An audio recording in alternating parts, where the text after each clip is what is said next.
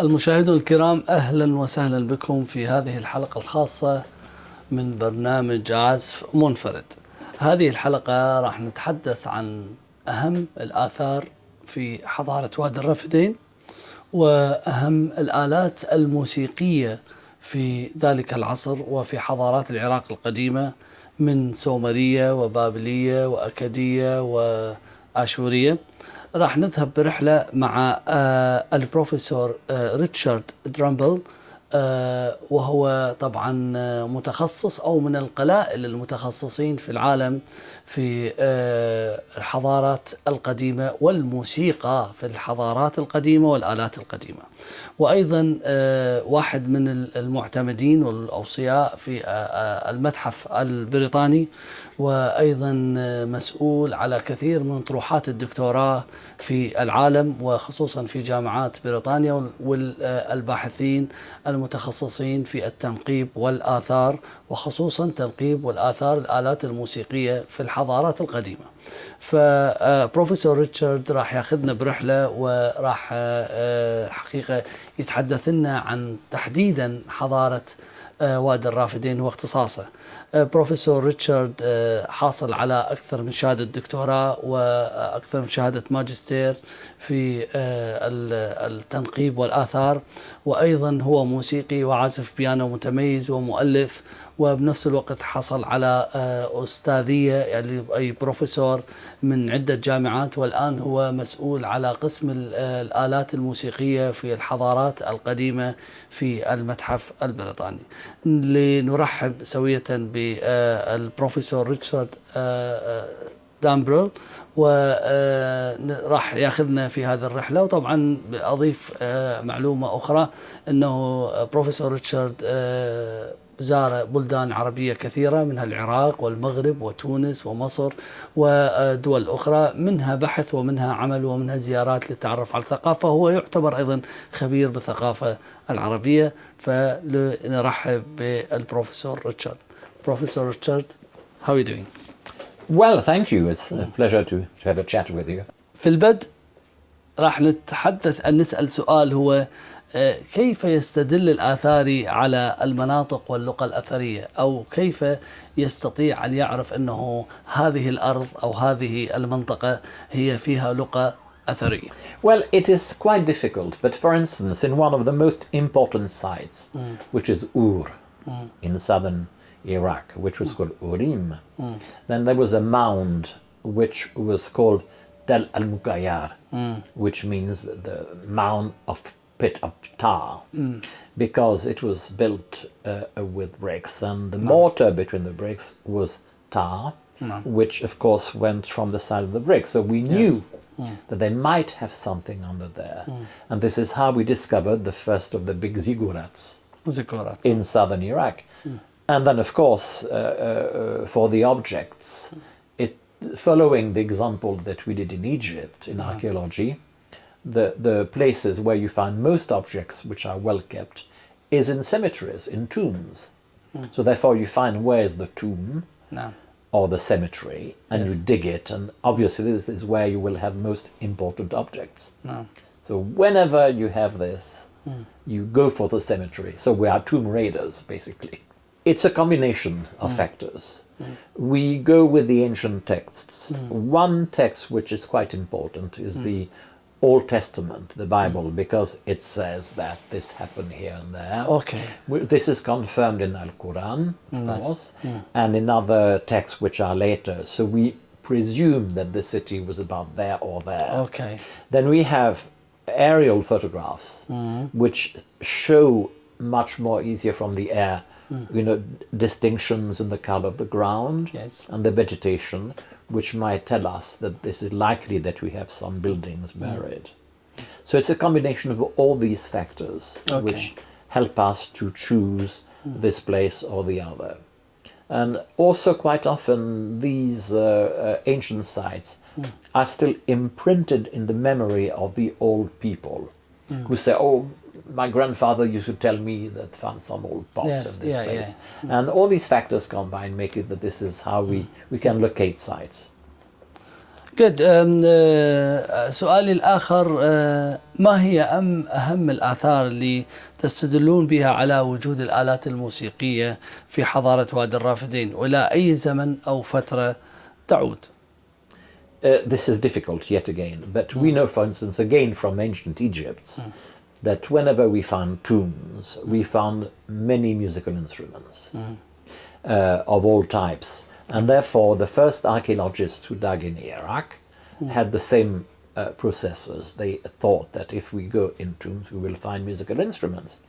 Sadly, because in Iraq, in the time of Sumer, the tombs were not chambers, but it was really a burial interment when the bodies were buried and earth was simply pushed back on them. So therefore, the instruments that were buried with the kings and queens and noble people were simply crushed by tons of earth.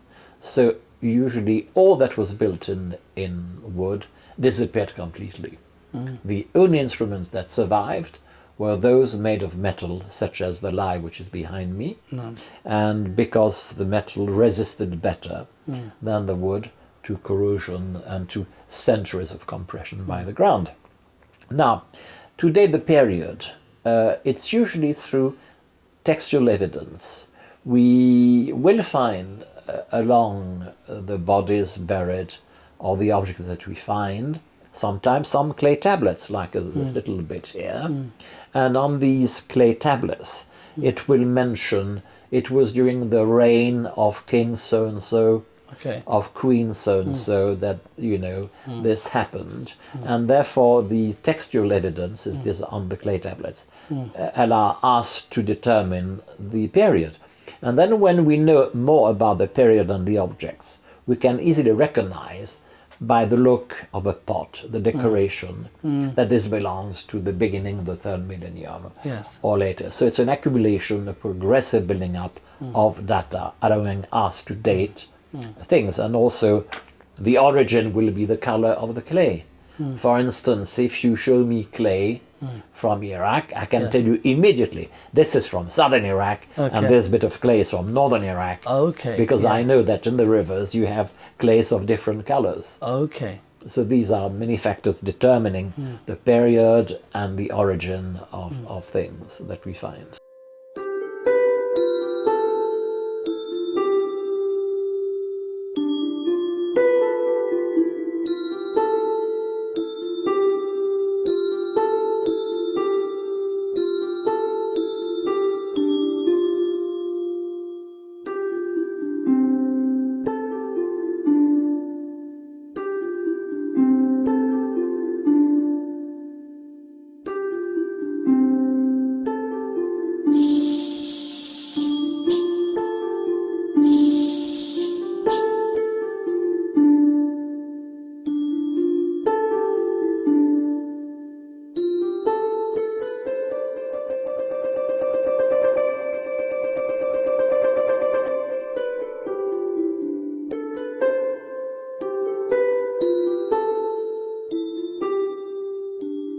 About the lyric or qithara, we know that the three kinds of the qithara we found. One is golden, one is bronze, and one with a silver.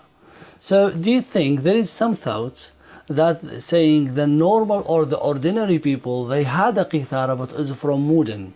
But what this is kind of qithara, is metal qithara, have been founded with the maybe with the prince or the king or the queen or the thing. Do you think there is a lot of kind of qithara in the time of the Sumerian and have been made from different materials? It appears that what you call qithara, which is the Greek word for it. So we can say qithara if you want. We are not yet sure about the Sumerian word for it. So I'm not going to give you any word for it. All we say it's a lyre or it's a qithara, that's good enough. Now, the fabrication of them, it is obvious that the soundboard was mainly made of raw hide, raw leather, because it's a material which hardens with the sun, And when it's dry, will never suffer from any splits in it, and will be the ideal material to transmit the sound of the strings to the instrument. Now, it is true that certain prestigious lyres, kithara, were made of silver, gold, and adorned with semi-precious stones and animals' heads and so forth. But mainly from the evidence that we have on seals and other forms of depictions on bas-reliefs or whatever, it appears that the lyre was mainly used for the temple. For the temple. So it was an instrument which was used by musicians at the court of kings for the worship of the numerous gods. You mean religious music? Yes, mainly, we think. And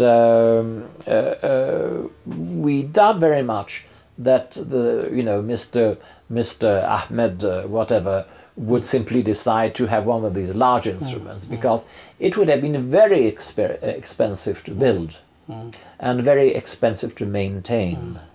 It is only later in the second millennium that we find smaller lyres which were affordable for the general public.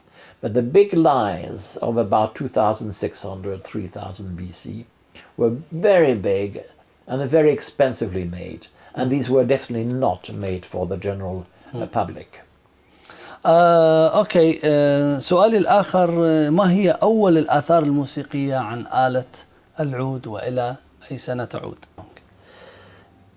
The first, I believe, because there's some controversy there. Okay.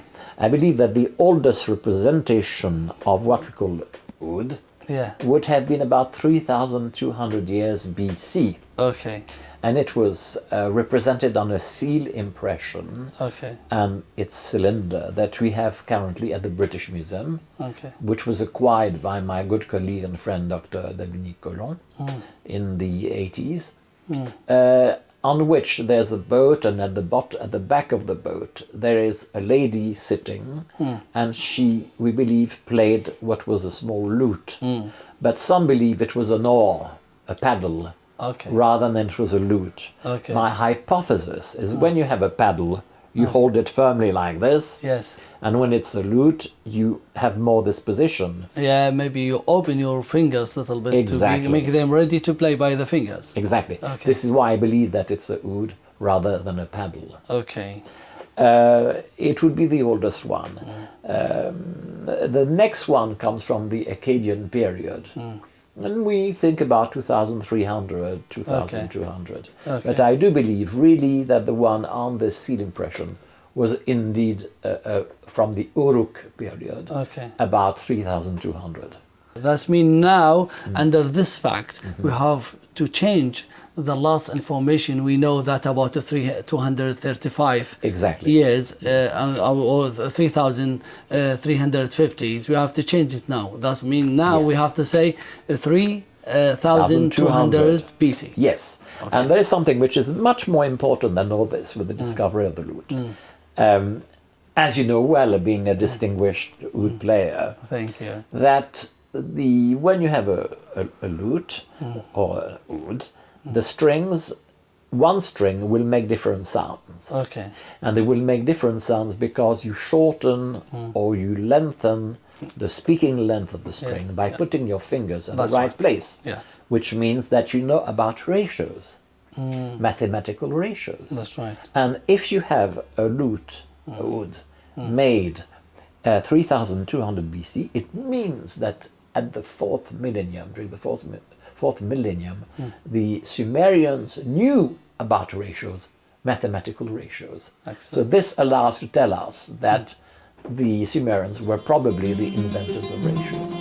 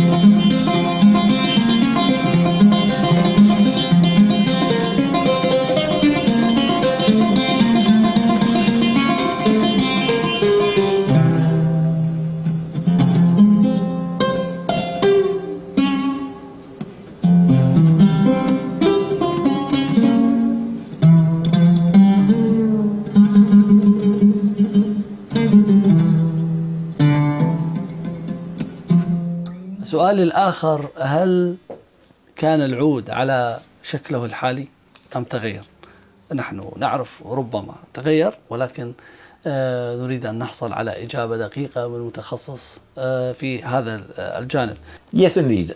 Well, the shape of the oud and the strings of the oud Yes. were mainly, I do believe that originally it would have been one of these fruits, like a melon, you know, like a calabash which was dried. It was cut in two, and this provided the body. Then a stick would have been the place where you would put the fingers, and the strings would have been made of animals' guts. Okay. We know this because the term Sumerian sa, it has got the equivalent of pitnu in Akkadian, and pitnu means a gut or tendon. So the gut would be twisted, or the sinew of the animal would be twisted in order to make the strings. And of course, this is even what we use today. Yes. So this tradition is extremely ancient. But of course, the strings could have been made in other materials. We know that later in Iraq and in the Arabo-Islamic world, and especially in the 10th century, strings were also made of a certain number of silk strands, That's right, which were wound together. Yes. Later to be replaced by people such as Al-Kindi or Ziryab with the lion's guts, string That's right. lion guts, so forth. But generally, the gut is the ideal material for the instrument. For the instrument. And what about the face of the oud? Is the face of oud the same to the face nowadays, or have been developed, have been changed? Well, we know from the Sumerian that the oud, the early one, might have been called gish gudi. Gish is a determinative, which means that the instrument was made of wood. Okay. Gudi, we do not know. We know that the Akkadian equivalent is inu. This would be Innu in Semitic languages. Okay. But it is quite obvious that there again, the soundboard of the lute was made of skin, of leather, rawhide, which would have been stretched over the part of the calabash. And something's related about the uruk. Do you think the name of the uruk or is related to the Iraq or not? It is possible. There is a law in linguistics and philology which says, be careful of sounds which sound alike. They are your worst enemies. And we try to avoid to make such comparison. When we have what we call homophony, that sounds which homophonic, we have to be very careful. But I'm quite sure that there is a link. There is a link. Yes, but I would not be allowed to write this on a book. But I think there is a link. سؤالي إنه نحن سمعنا عن أول أوركسترا بالعالم، فرقة متكونة من آلات موسيقية في الحضارة الآشورية، فإلى أي مدى هذا يقترب من الحقيقة؟ هل فعلا أنه هذه الأوركستراهات أو المجاميع الموسيقية العالم كانت تتكون في الحضارة القديمة، خصوصا في حضارة وادي الرفدين؟ وهل صحيح أنه أول أوركسترا بالعالم هي آشورية؟ Well, the orchestra to which you refer has been very well recorded because of the Bible. Yes. And this orchestra is mentioned in the Bible. And therefore it was the most famous and the earliest. But then subsequent researches, namely in the ancient city of Mari, which is Tel Hariri between Syria and Iraq, have showed to us some orchestras which indeed existed in 2003, 2400. Okay. So it's not a recent BC, thing. you mean? BC, Okay. yes. And they comprise very big harps, lutes, clappers, wooden clappers, and dancing. So the notion of an orchestra is far more ancient than the tradition of Ashur. Yes. We have evidence of it already in Tel Hariri at that period. That means there is evidence and there is groups of the musicians. Yes. سؤالي الآخر، ما هي أغراض الموسيقى في الحضارة القديمة؟ هل كانت دينية أم كانت دينية وعسكرية هل كانت عاطفية؟ هل كانت حزينة؟ وما هي أنواع الموسيقيين؟ ما هي مراتب الموسيقيين أيضا في تلك الحضارة؟ Music is the extension of human beings' emotions. Yes. So from this, you have a full range of emotions, of course. If you are feeling angry with someone, your music will be military. We'll obviously have drums and we have loud instruments. If you are in love, well, the music will be mainly using the wood. If you, you see, you will use the musical instruments in function of what you want to express. But we know that music, sacred music, was intensively used in temple ceremonies in ancient Iraq, in ancient Mesopotamia. For instance, we have texts which describe at length how you would replace the skin drums of big kettle drums at the temple. It goes, by starting which cow you must select to slaughter. A cow must have no more than 7 black spots. Then the cow must be brought to the altar in the ziggurat, and then the priest must put a rope around the cow, feed the cow with certain food, then will whisper some special and magical incantations in each of the ear of the cow with a pipe, a reed pipe, and its long incantation. Then the cow will be slaughtered on this very day. Yes, it must be a special day. Then its food will be given to the temple priests. Then the skin will be treated with this type of salt and this type of alum to keep it, and then only you may put it on the drum. So you see, even the slaughtering of the animals for the temple purposes was very well recorded. So all instruments would have been subjected to the same type of treatment for the holy function that they represented. So temple music was very important. Then we have many representations on seal impressions, which are banquets, royal banquet, where the king and the queen usually sit in front of each other, and they have servants giving them beer, because beer was the drink they had. They had beer where they put in big pots and had long reeds, and were happily sucking the beer. I don't think the beer was very good at that time. And they also had wine, obviously. And so the king and the queen are celebrating something. Perhaps the victory over another country for a battle or something. And so it's happy times. And generally the scenes which are street or peasant musicians are more difficult to find. We do not find them in seal impressions, which are for the rich people. We find them more on little clay statues. And usually the lute is not a sacred instrument at all. The lute is usually played by Elamite people, which are normally from southwest Iran, close to Iraq.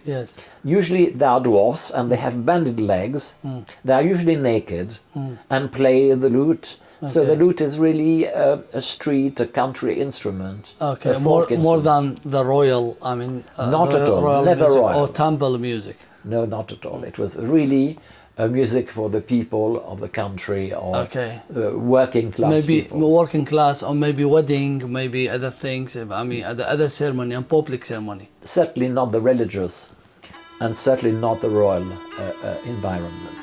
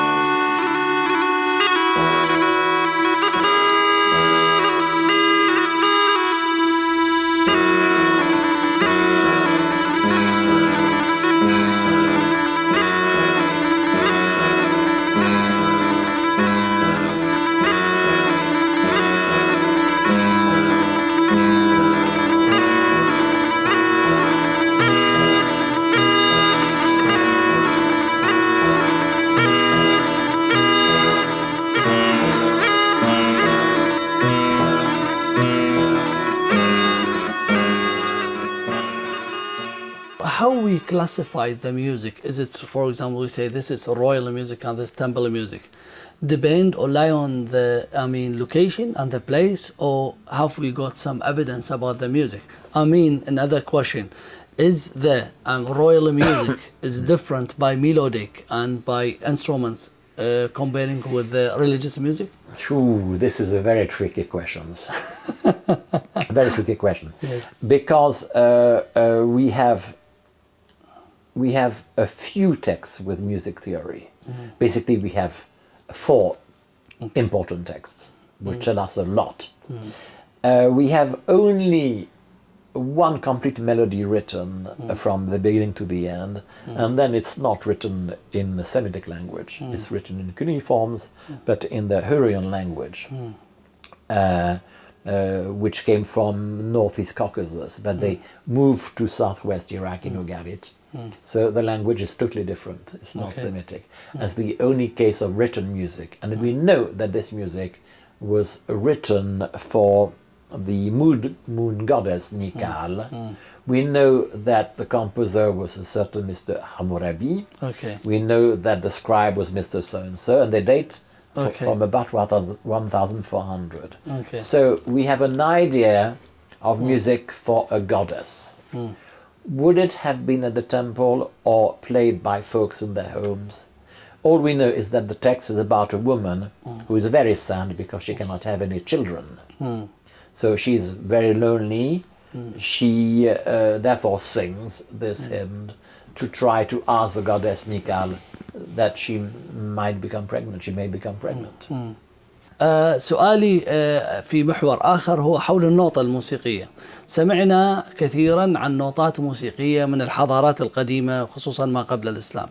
هل هنالك، أسأل أنا البروفيسور ريتشارد، أنه هل هنالك فعلا هنالك أدلة للنوطة الموسيقية نستطيع أن نترجمها ولو بشكل يعطينا فكرة عن الموسيقى في ذلك الوقت؟ This is very interesting. We have, as I said to you, 4 texts. There's one text which was written about 800 BC, but which was a copy of a much older text.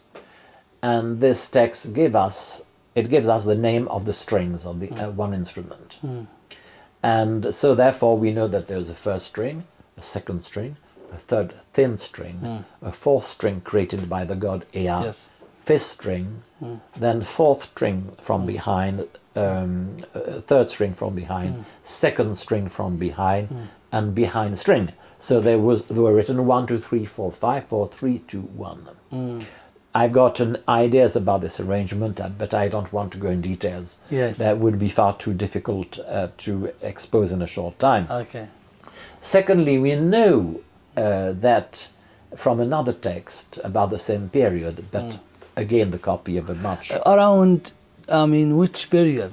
These tablets are from the first millennium BC. First millennium. But because they contain Sumerian terms within them, therefore I propose that these are much older and might come from the third millennium. Third millennium. And the second tablet, which we have, gives the names of intervals. And they gave intervals of the fifths. Depending on where they were placed, they had different names. And intervals of the thirds, which depending on which they are placed on the scale, have different names. This is very important because once you can define an interval and where it is, of course, then you have music notation. Yes. Also, the Sumerians and later the Akkadians were extremely clever because they used the mathematical system, base 60, called sexagesimal, to quantify the value of the notes. And the Greeks only did this about 2000 years later. سؤالي الآخر، بروفيسور ريتشارد هو طبعا واحد من العلماء القلائل اللي أعادوا بناء آلة القيثارة مرة أخرى وقدم عليها بعض الألحان الموسيقية. سؤالي أنه ماذا استطاع أن يستنتج من أولا كيف عمل إعادة بناء القيثارة، اثنين وما هي النتائج اللي حصلها من إعادة البناء هذا؟ It's a long story, but I will keep it short. Well, it starts. It was in 1969, that this instrument was completely at the museum, completely restored. Okay. And which museums was? at the British Museum. British Museums. No. And I visited this instrument in 1971, and I thought it was a terrible thing to do to it. It was, to my idea, so badly done that I said one day I will do something about it. And it's only a few years ago that I did something about it, so it took me quite a long time. The reason is because now I was a young teacher. Of course, nobody at the British Museum would have allowed me to put my hands on this oldest known instrument in the world. But, you know, I made my career, and eventually, of course, I was allowed to touch it, to hold the real thing in my hands. And it was absolutely wonderful. But sadly, in the 1960s, the notion of conservation of instruments or whatever in museum was not the same as we have it today. We wanted to rebuild something to show it as close as possible as it would have been when it was made. So therefore this is what happened for the reconstruction of this Lai Kitara. And they wanted more a decorative element, object, than an object which allowed us organologists to make further studies. And because of this restoration, all the important evidence was completely lost.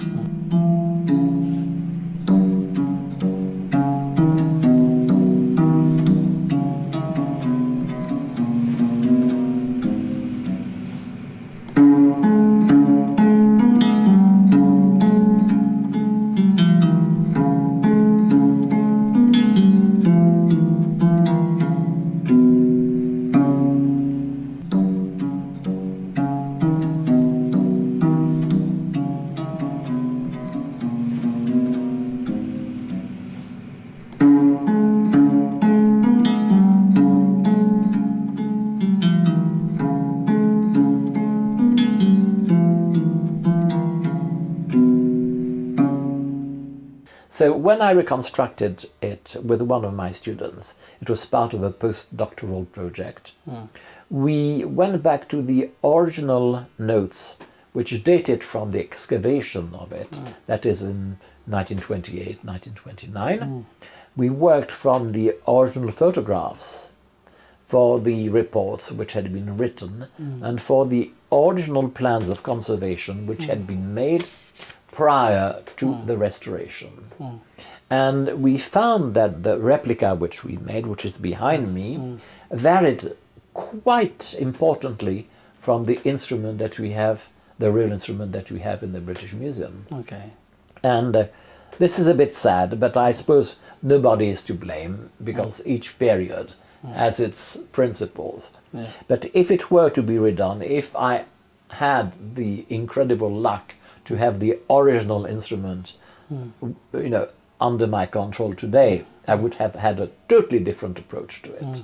And I would leave it flat as it stood originally as much as possible, never to touch it in order to allow a more objective apprehension to what it, you know, to the state in which it was. السؤال الآخر أنه ماذا حصل من نتائج من هذه الصناعة؟ It is extremely interesting.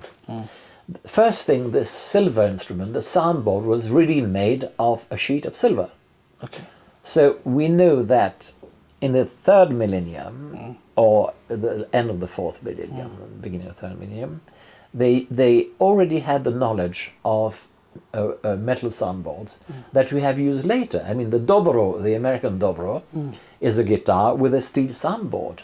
And in the 19th centuries, the British had pianos made with steel soundboards, so that they wouldn't be affected by the changes of temperature when they exported to India or other hot countries. So also the thing which might seem strange to have a metal soundboard, but what is important to note is that the sound conduction of a sheet of silver is almost as fast as the sound conduction in a plank of cedar. ما هي الدلائل والإشارات على الإيقاعات في الحضارات القديمة وخصوصا حضارة وادي الرافدين. يعني احنا سمعنا عن الخلاخيل والخلخال والطبل والبندير. ما هي الدلائل التي حصلتم عليها على أقدم الآلات في حضارة وادي الرافدين؟ The kettle drum is one that is well known, very large kettle drums. We also have very, very big vertical drums, up to 6 or even 7 feet high. We have also evidence of instruments more like darbuka, and tar, you know, the tambourine, and the duf also. So mainly all these instruments, to which were added rattles of different types and clappers. But percussion is not that rich. And we have also very little evidence of wind instruments. What about the khirkhasha? Oh, this is the shaking. Khalakhil, yes. Well, they have come from very high antiquity. Yeah. And khalakhalatu became khalakhal and khalakhil. Yes, but sometimes the instruments vary. There were khalakhalatu, for instance, in the 3rd millennium. Yeah. And the khalkhalatu is which language is the name? In Akkadian. In Akkadian it's called khalkhalatu. Yes. Yeah, which is khalakhil nowadays. Khalakhil and also we have names which change.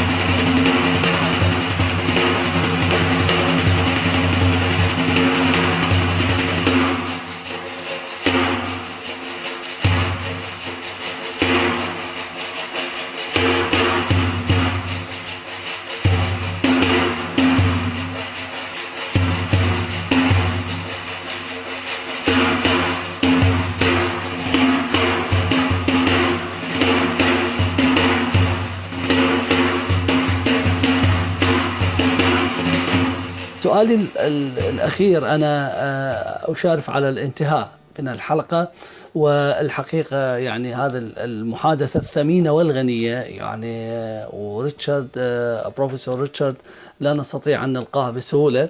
أريد أسأل أنه الآثار هربت قبل 2003 ونهبت بعد 2003. ماذا يشعر رجل متخصص من القلائل بالعالم مثل بروفيسور ريتشارد حول هذه الحالة، وبنفس الوقت ماذا يعتقد ممكن أن نفعله لكي أن نعيد هذا الإرث الإنساني وأن نضعه في يد الجميع؟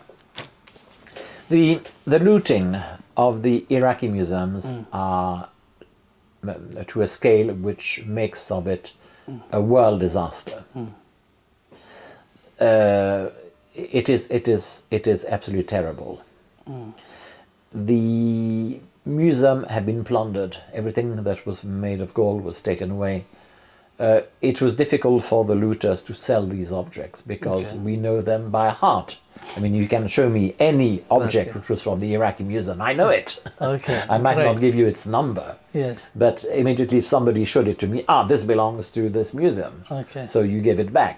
So this is why the items that were stolen were difficult to sell. So therefore, progressively they are returned back to the museums. But the problem, objects made of gold, well, the gold is melted often and then sold and it's gone. Okay.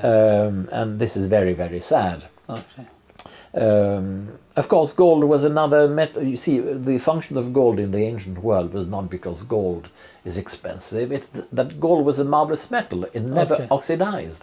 Also, the problems are mainly also with the Museum of Baghdad, the Iraqi museum, that because it was closed and there was no electricity for a long time in it, that the collection of tablets, cuneiform tablets made of clay, had not been kept with air conditioning and were not, objects that were interested by the looters because it's just clay.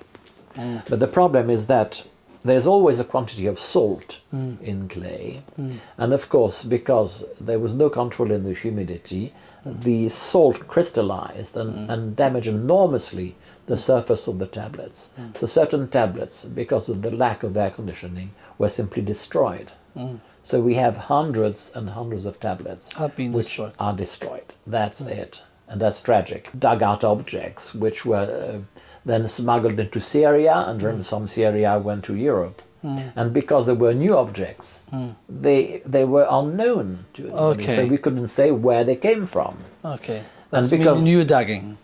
Yes, exactly. And Yeah. because they were illicit digging, they have lost their value completely, because an object is important to us in the archaeology.